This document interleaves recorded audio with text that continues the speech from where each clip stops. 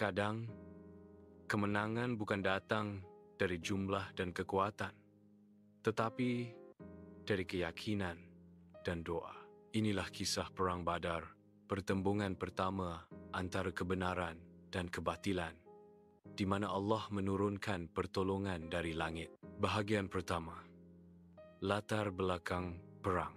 Tahun kedua Hijrah, Rasulullah dan para sahabat keluar dari Madinah untuk mencegah kafilah Quraisy yang membawa harta kaum muslimin yang dirampas di Mekah.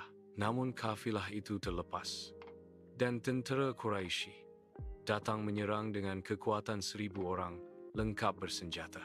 Sedangkan tentera Islam hanya 313 orang, tanpa peralatan, tanpa kuda perang yang cukup. Namun mereka punya sesuatu yang musuh tidak punya, iman yang teguh kepada Allah. Bahagian kedua, doa Rasulullah. Di malam sebelum peperangan, Rasulullah berdoa penuh harap dalam sujudnya. Ya Allah, jika pasukan ini binasa hari ini, tiadalah lagi yang akan menyembah-Mu di muka bumi. Tangisan baginda menggetarkan hati para sahabat. Lalu Allah menurunkan firman-Nya, sesungguhnya aku akan menolong kamu dengan 1,000 malaikat yang datang berturut-turut.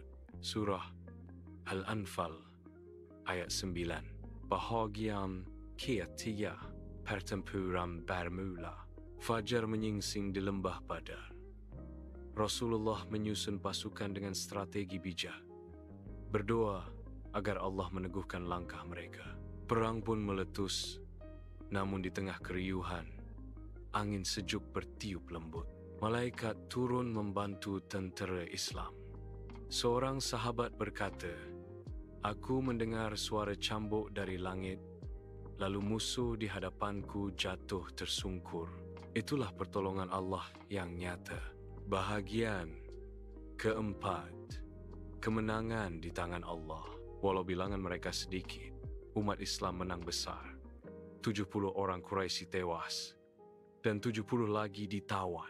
Rasulullah memerintahkan agar tawanan diperlakukan dengan baik, kerana Islam bukan agama balas dendam, tetapi agama kasih dan keadilan.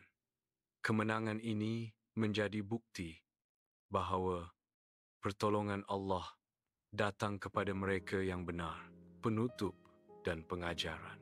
Perang Badar bukan sekadar pertempuran, tetapi simbol bahawa iman dan kesabaran lebih kuat dari segala senjata. Apabila kita menegakkan kebenaran dan yakin kepada Allah, walau sekecil mana kita, kemenangan tetap milik kita, kerana Allah bersama orang-orang yang beriman.